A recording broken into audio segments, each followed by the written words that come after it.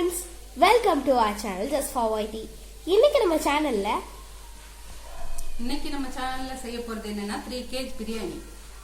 பிரியாணிக்கான ingredients இதெல்லாம் இருக்குது. 3 kg basmati rice, 1.25 kilo தக்காளி, ஒரு 100 கிராம் பச்சை மிளகாய், அப்புறம் போதுமான அளவு பட்டை கிராம், 3 kg மட்டன், 1/4 கிலோ இஞ்சி பூண்டு பேஸ்ட், புதினா மல்லி தேவைக்கேற்ப, onion 1.5 kilo, ghee 200 gram, 1/2 litre தயிர், ஆயில். இதான் நம்மளோட இன்கிரிடியன்ஸ். இப்ப ஆயில் 1/2 கிலோன்னு சொல்லணும். ஆயில் சொல்லவா? Oil 1/2 kilo. இதான் நம்மளோட இன்கிரிடியன்ஸ். இப்போ நம்ம எப்படி பிரியாணி செய்யறதுன்னு பார்ப்போம். தேவைக்கேற்ப சில்லி பேஸ்ட், பவுடர் கண்டென்ட் இருந்தாலும் போட்டுக்கலாம், ஒன்றும் பிரச்சனை இல்லை, எப்படி வேணா செஞ்சுக்கலாம். இப்போ இதெல்லாம் வச்சு 3 கிலோ பிரியாணி எப்படி போடுறதுன்னு பார்க்கலாம். இப்போ வந்து நம்ம எண்ணெய் ஊற்றிக்கலாம். சட்டி வச்சாச்சு.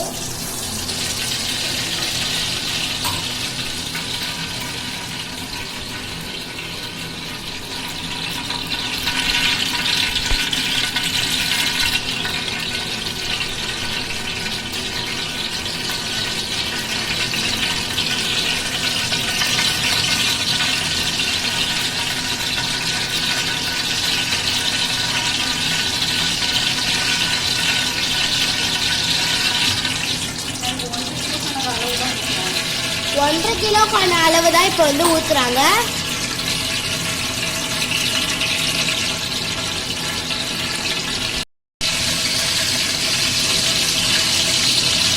பட்டை கிராம்பு ஏலக்காய் எல்லாம் போட்டுக்கலாம்.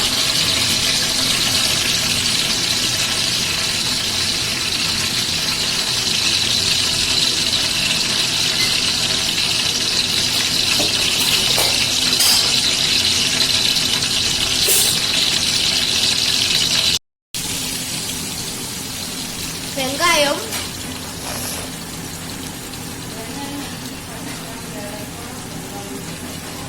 எண்ணெய், நெய், பட்டை கிராம்பு ஏலக்காய் வெங்காயம் இதெல்லாம் போட்டிருக்கோம் நம்ம.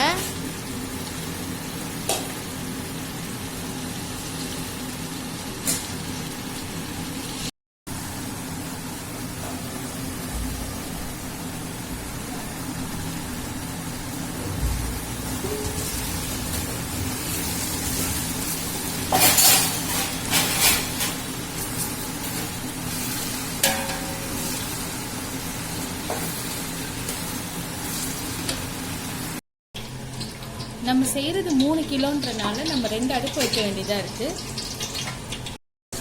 இப்போ நம்ம வச்ச ஃபர்ஸ்ட் அடுப்புல இஞ்சி பூண்டு பேஸ்ட் சேர்த்துக்கலாம். 3 ஸ்பூன் போட்டுக்கலாம். நல்லா வதங்கட்டும்.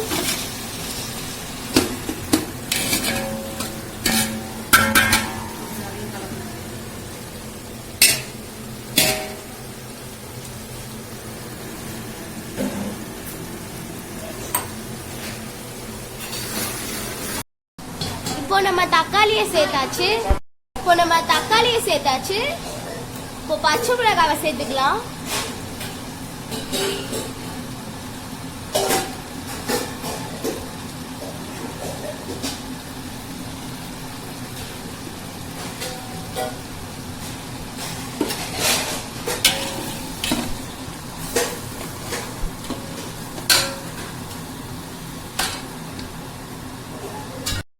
கறி நம்ம வந்து 1.5 கிலோ போட்டிருக்கோம்.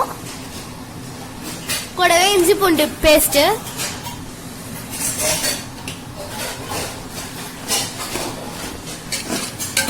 நல்லா மிக்ஸ் பண்ணி விட்டுக்கலாம்.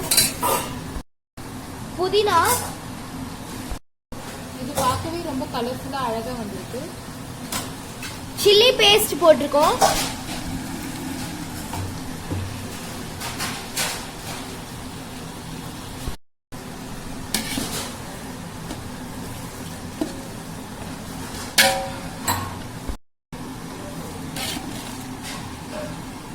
chili paste,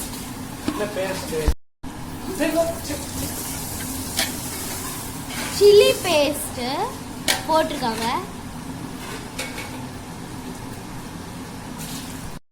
தயிர் ஊத்திக்கலாம்.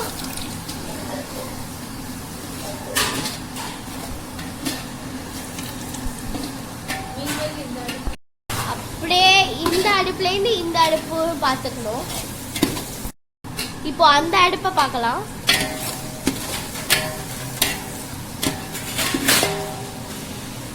இது இப்போதான் வதங்கிட்டு இருக்கு வெங்காயம்.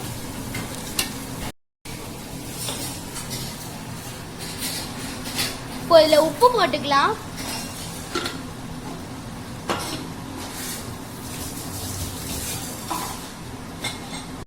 மஞ்சள் தூள்,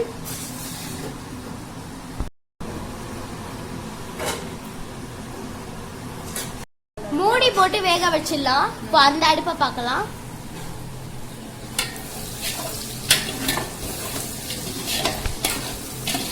இப்போ நம்ம அந்த அடுப்புல என்ன பண்ணோமோ அதே தான் இதுலயும் பண்ண போறோம்.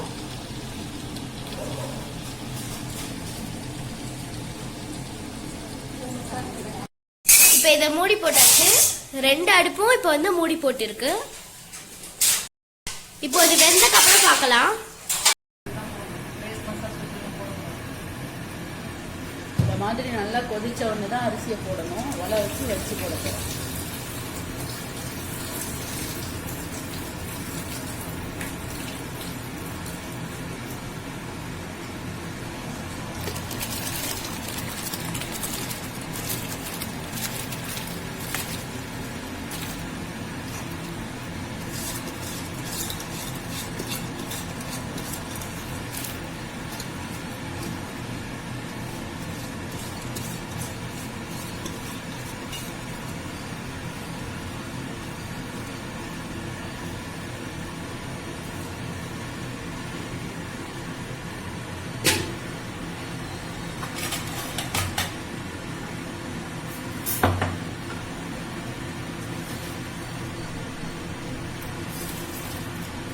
உப்பு,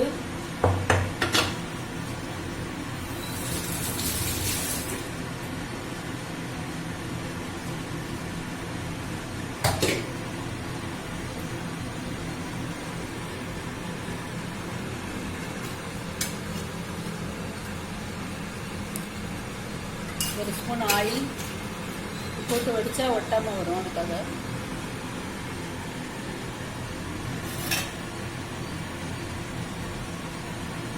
சீக்கிரமாகவே வெந்துடும்.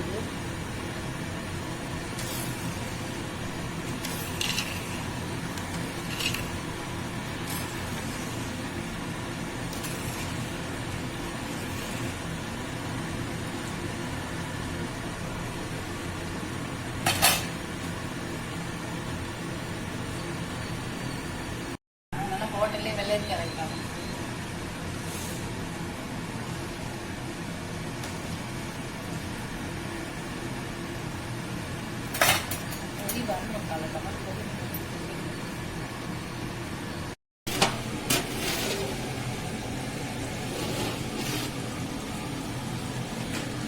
இது நல்லா கொதிச்சதுக்கு அப்புறமா இந்த அடுப்பை ஸ்லோ பண்ணிக்கணும்.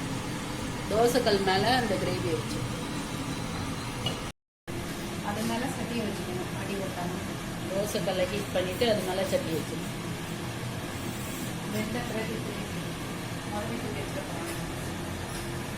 வெந்ததுக்கு அப்புறமா அந்த கிரேவியை தோசைக்கல் மேல வச்சு வச்சிருக்காங்க. இந்த அளவு இருக்கும்போது வடிச்சிடலாம். இதுக்கு மேலே விட்டா குழஞ்சிடும். முக்கால் வேக்காட்டில் இருக்கும்போது வடிச்சிடலாம். இந்த மாதிரி ஜல்லடை மாதிரி பாத்திரத்துல தான் வடிக்கிறாங்க. இது மேலே வச்சு வடிக்கிற மாதிரி வடிச்சிக்கலாம்.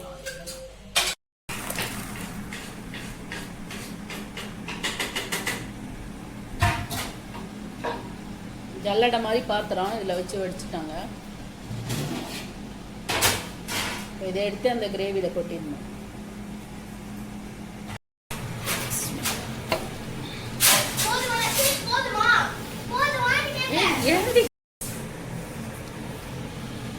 அரிசியை கொட்டி கொட்டியாச்சு.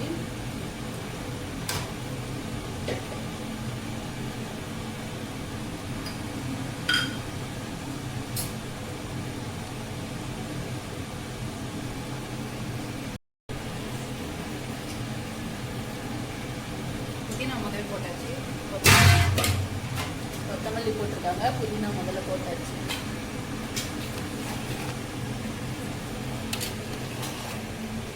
உடையாம அழகா கலந்து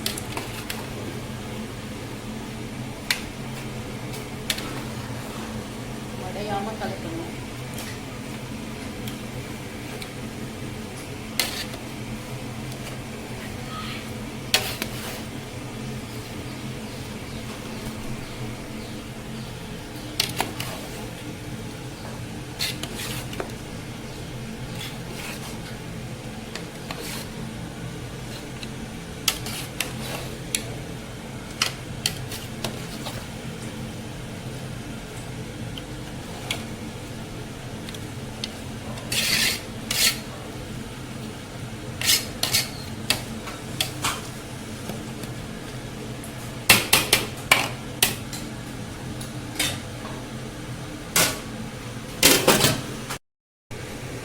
மேலே ஒரு வெயிட் வச்சு மூடி விட்டுக்கணும். கரெக்டாக ஒரு 10 நிமிஷத்துக்கு அப்புறம் 10 நிமிஷத்துக்கு அப்புறம் 15 நிமிஷம் ஆயிடுச்சு.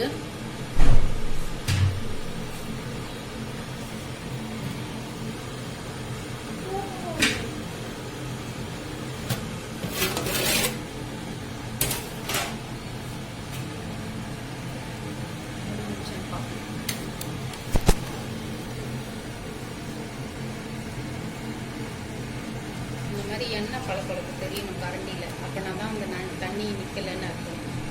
அது இல்லாமல் ஒரு மாதிரி பிசு பிசுன்னு தெரிஞ்சால் தண்ணி நிற்கிதுன்னு அர்த்தம். கரெக்டான பதத்துக்கு வந்துச்சு சாப்பாடு.